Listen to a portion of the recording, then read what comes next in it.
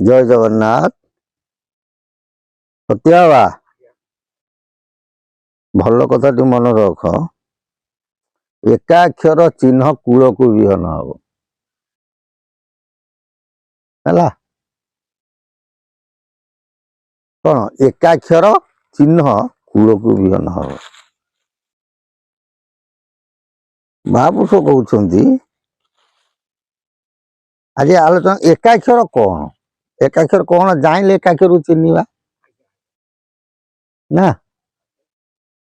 एकाक्षर शब्दर अर्थ होची गोटे अक्षर। बुझीपार ना एक अक्षर माने गोटे अक्षर से गोटे अक्षर ता देहरे माँ थिबे एवं बापा थिबे। जो अक्षर रे माँ बापा उभे मिसिकी थिबे ताको कौन कह जाए एकाक्षर। अनेक व्यक्ति विशेष बा साधु सन्त माने भी कहते हंस को कहते एकाक्षर। ताले हंसटा केते अक्षर दीटा अक्षर है। ताले ये केमिति एकाक्षर है एकाक्षर तो गोटे अक्षर ये तो है दीटा अक्षर ना ये हूँ गोटे अक्षर। केमिति आमर कहती संसार रे गुरु देले गोटे शिष्य करे कोटिए। तेणु गुरु जदि कहते हंस बोली कहले शिष्य ताको गोटे करिया कथा बुझी होची। सेतिपाई महापुरुष कहते ह संगे स मिला जोग फल कुरे खेला जा हेब जोग फल ताहा तो नाम भला नाम बाई कला रे हंस हंस बोली घारी देला। गुरु कहले हंस कारण सूर्यायन चंद्रायन निश्वास प्रश्वास में नौते हंस। ये हंस शब्दटा को कुंभ करे नहीं एकत्रित कर एटा अनुभव सूत्र। कुंभक दीटा का पवन एकत्रित हम जो नाद हम गोटे नाद हम जो नादटी हम बा जो शब्दटी हम से शब्दटी हूँ कौन गोटे एकाक्षर है। तेणु महापुरुष ठाकुर अभिनव सुंदर से कहले कोइली लो एकाक्षर जेहू चिन्ह थिब कूल को विहन निश्चय से ही जे होई बुझेला ना। पहले हे कोइली निजर जीव सत्ता को से कोइली रूप में कौन कर परिचित कर। कोइली लो जो कलिर विपरीत समय आसब से समय जी एकाक्षर चिन्ह थिब ए कूल को विहन है। भीम से कहते एकाक्षर पद चिन्ह भजुंट ब्रह्मज्ञानी। तेणु एकाक्षर सूत्र पर सब मुनि ऋषि माने साधु सन्त माने कौन कर प्राधान्य दे।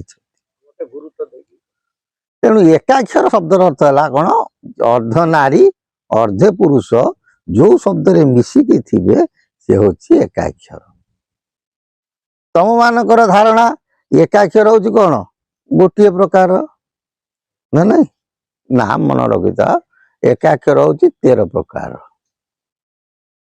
13 प्रकार होउछंती एकाक्षर कोउथरे पाइबो ना तम पाखे जदि अमर जुमर संहिता थिबो महापुरुष सेइथेरे लिखिछन। पहले 12 मात्रा जे 12 एकाक्षर मूलटी अट हकार पुणी मध्यम भविष्य मालिकार प्रमाण देइछंती कौन 13 एकाक्षर होइबो परीक्षा कालिया बोधारे जाई बोले कालिया बोधारे 13 एकाक्षर परीक्षा हम 13 अबना परीक्षा हम आमे कहूँ महापुरुष निजे लिखिछंती। आमे सब जाने कौन अबना 8 आम समझ जाने कि महापुरुष को भाषा रे कहते अबना 13 ଫେରେ ଭକ୍ତବୃନ୍ଦ ଏକାକ୍ଷର ହଉଛି 13। ତମେ ସମସ୍ତେ ଜାଣିଛ କିନ୍ତୁ ଧରୁନ। କହନ୍ତି ରାମାଦି ଏକାକ୍ଷର, ଶ୍ୟାମାଦି ଏକାକ୍ଷର, ଆଦି ଏକାକ୍ଷର, ଠୁଳ ଏକାକ୍ଷର, ବ୍ରହ୍ମ ଏକାକ୍ଷର, ହଂସ ଏକାକ୍ଷର, ଏସବୁ କହନ୍ତିନି ନା। ସବୁ ଗୋଟିଏ ଗୋଟିଏ ଏକାକ୍ଷର। ସେ ଯୋଉ ଏକାକ୍ଷର ହଉ, ଏକାକ୍ଷର ଯେଉଁ ଭକ୍ତ ଜାଣିଥିବ ସେ କୂଳକୁ ବିହନ ହବ। ଖାଲି ହରି ହରି ହେଲେ କିଛି ମହତ୍ଵ ନାହିଁ। ଅନେକ ବ୍ୟକ୍ତି କୁହନ୍ତି ଆମ ଗୁରୁ ଯାହା ଦେଇଛନ୍ତି ଆମେ ବୈକୁଣ୍ଠରେ ପାଇଗଲୁ। ଖାଲି କହିଲେ ହବନି, କର୍ମ ବୁଝି ହଉଛି ନା। ଭାଗବତ ସବୁ ଯାକ କାଟିଦେଲା। କହିଲେ ତୁ ଯେବେ ଏକ ଭାବେ ଭାବୁ ଭବ ସଂସାରରୁ ତରି ଯିବୁ। କର୍ମକୁ ପ୍ରାଧାନ୍ୟ ଦେଲେ ଭାଗବତରେ ଜଗନ୍ନାଥ ଦାସ। କହିଲେ ବିକାର ବି ନ ହେଇଯାଅ, ହେଇକି ଏକାକ୍ଷର ସୂତ୍ର ଧଇଲେ ତାହେଲେ ତମେ କୂଳକୁ ବିହନ ହବ। ବୁଝି ହଉଛି। ଆଉ ଯଦି ଟିକିଏ ଗର୍ବ ଅହଙ୍କାର କଲ କଣ ହେଲା? 12 ବର୍ଷ ପୋଡ଼ା ତପ ଶୁଖୁଆ ପୋଡାରେ ଗଲା। ଏଇ କଥା ଉପରେ ଠାକୁର ଅଭିନ୍ନ ସୁନ୍ଦର କଣ କହୁଛନ୍ତି? କହିଲେ କୋଇଲିଲୋ ଏକାକ୍ଷର ଯେଉଁ ଚିହ୍ନିଥିବ କୂଳକୁ ବିହନ ନିଶ୍ଚୟ ସେହି ଯେ ହୋଇବ। ହେଲା, ଏକାକ୍ଷର ଯାହାକୁ କହି ଅର୍ଦ୍ଧେକ ଅଣ୍ଡିରା ଅର୍ଦ୍ଧେକ ମାଇ। ତମେ ଦେଖ ଦ୍ୱାପର ଯୁଗରେ ପ୍ରଭୁ ଆସିଲେ, କଣ ଆସିଲେ? ଲୀଳା କଲେ କୃଷ୍ଣଙ୍କ ରୂପରେ। ସଙ୍ଗରେ ରହିଲେ କିଏ ସେ? ନା ରାଧିକା ସୁନ୍ଦରୀ, ରାଧା ଦେବୀ ନା ନାଇଁ? ନିଜର ସ୍ତ୍ରୀ ରହିଲେ କି? ରୁକ୍ମିଣୀ ପାଖରେ ରହିଲେ କି? ସତ୍ୟଭାମା ରହିଲେ କି? ରହିଲେ କିଏ ସେ? ରାଧା। କାହିଁକି? ପ୍ରିୟ ଭକ୍ତ। ବୁଝିପାରୁଛ ନା? କଲେନି। ତେଣୁ ସେ ଯାହା ହଉ ରାଧା କୃଷ୍ଣଙ୍କର କଣ ହେଲା? ଲୀଳା ହେଲା। ଦ୍ୱାପର ଯୁଗ ଲୀଳା ସରିଗଲା, ପ୍ରଭୁ ଚାଲିଗଲେ, ରାଧା ମାୟା ମଧ୍ୟ ଚାଲିଗଲେ। କାରଣ ଯେହି ରାଧା ସେଇ କୃଷ୍ଣ ଭଜ ଏକ କରି। ମହାପୁରୁଷ କହୁଛନ୍ତି ଯେହି ରାଧା ସେଇ କୃଷ୍ଣ ଭଜ ଏକ କରି। ରାଧା କୃଷ୍ଣ ଏକ ହେଇଗଲେ କଣ ହେଇଯିବ? ଗୋଟିଏ ଅକ୍ଷର ହବ, ମନେ ରଖିଥାଅ। ଆମକୁ ମଧ୍ୟ ଅନେକ ବ୍ୟକ୍ତି କୁହନ୍ତି ରାଧାକୃଷ୍ଣ କିଏ ଗଲେ? ରାଧେ କୃଷ୍ଣ ରାଧେ କୃଷ୍ଣ ରାଧେ କୃଷ୍ଣ। ଏଇଟା ତ ସାଧାରଣ କଥା ନା। ରାଧାକୃଷ୍ଣ ସେ ଗୋଟିଏ ଅକ୍ଷର। ସେ କହୁଛୁ ତମେ ତାକୁ ଜପ, ସେଥିରେ ରାଧା ଅଛନ୍ତି, ସେଥିରେ କୃଷ୍ଣ ଅଛନ୍ତି। ଯେମିତି କହନ୍ତି ଓଙ୍କାର ନିର୍ଗୁଣ ବ୍ରହ୍ମ।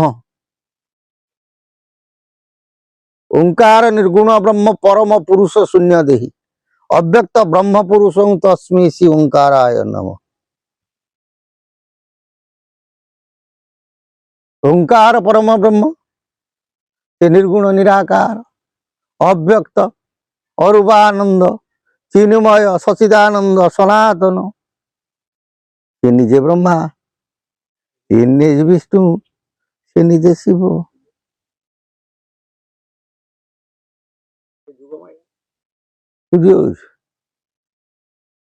ଠାକୁର ଅଭିନ୍ନ ସୁନ୍ଦର 50 ଉପରକୁ କହିଲେ, ତାପରେ ରହିଲେ ନିମାକ୍ଷର। 50 ଉପରକୁ କେତେ ଅକ୍ଷର? କହିଲେ 50 ଉପରେ ଯୋଉ ଅକ୍ଷର ରହିଲା ସେ ହେଲା ନିମାକ୍ଷର। ନିମାକ୍ଷର ମନେ ରଖିଥାଅ, 4ଟି ନିମାକ୍ଷର। ନିମାକ୍ଷର କେତେ? 4ଟା। ଅକ୍ଷର ମାନେ କ୍ଷରାକ୍ଷରରୁ ତା ନାଁ ହେଲା ଅକ୍ଷର। ନିଶବ୍ଦରୁ ଶବ୍ଦ, ଶବ୍ଦରୁ ଅକ୍ଷର, ତାହେଲେ ନିଶବ୍ଦରୁ ଶବ୍ଦ ହେଲା ପ୍ରଥମ ଅକ୍ଷର କଣ? ସେଇଟା ହଉଛି ନିମାକ୍ଷର।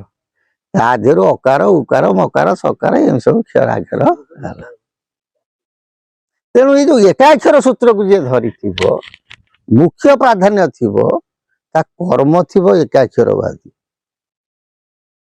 ଯଦି ହୋଇଥିବ କଣ ହବ? ଆଗକୁ ଯୋଉ ଲୀଳା ଆସିବ ସେ ଲୀଳା ଖେଳାରେ କଣ ହବ ଅନୁଭୂତି ହବ ଆଉ ଅନୁଭବକାରୀ ହବ। କହିବା ଭୁଲିଆ ଜ୍ଞାନ ନୁହଁ, ଆଖି ତରାଟିଆ କଣ ଧ୍ୟାନ ନୁହଁ। ଆମେ ଜଣେ ଗୁରୁଙ୍କ ପାଖେ ପହଞ୍ଚିଗଲେ କଣ ନା ମାଳିକାରେ ଲେଖା ଅଛି ଅଛନ୍ତି ପରମ ପୁରୁଷ, ତାଙ୍କୁ ଆମେ ଧରି ପକେଇବୁ, ତାଙ୍କ ପାଖରେ ଆମେ ବୈକୁଣ୍ଠରେ ପଶିଯିବୁ। ସେଇଟା ହଉଛି ଭୁଲ, ସେଇଟା ଭାବିବାଟା ଭୁଲ। କାରଣ ସ୍ୱୟଂ ନାରାୟଣ କୃଷ୍ଣଚନ୍ଦ୍ର ନିଜ ପୁଅକୁ ବିନାଶ କରିଦେଇଥିଲେ। ପ୍ରଦ୍ୟୁମ୍ନ ନାସି ଚକ୍ର ଗଲା, କୃଷ୍ଣ କରକୁ ନ ଫେରିଲା। ଭଗବାନ କାହାର ଗର୍ବ ଦପ ସଂସାରରେ ରଖି ନାହାନ୍ତି। ଆମେ ସେଇଟା ଗର୍ବ କରିବାଟା କଣ ଆମ ପାଇଁ ବିଧେୟ ନୁହେଁ। ଯେତେ ନତମସ୍ତକ ହବ, ଯେତେ ଜ୍ଞାନ ହୁଏ ଉଦୟ ହୁଏ, ଯାହା ପାଖରେ ଜ୍ଞାନ ଉଦୟ ହୁଏ ସେ ବ୍ୟକ୍ତି ସଦା ସର୍ବଦା କଣ ହେଇଯାଏ ନତମସ୍ତକ ହେଇଯାଏ। ବୁଝିପାରୁଛ ନା? ବୃକ୍ଷଂ ସମ କିଙ୍କର, ବୃକ୍ଷଂ ସମ କିଙ୍କର। ଜ୍ଞାନ ଅତ୍ୟଧିକ ହେଇଗଲେ ମନୁଷ୍ୟ ବୃକ୍ଷ ସମକକ୍ଷ ହେଇଯାଏ।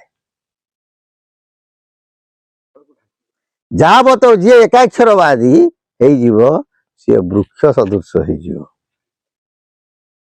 ତେଣୁ ସେ ଭାବରେ ଯିଏ ଥିବ ଏ କଳିର ପ୍ରଭା ତାର କିଛି କ୍ଷତି କରିବ ନାହିଁ।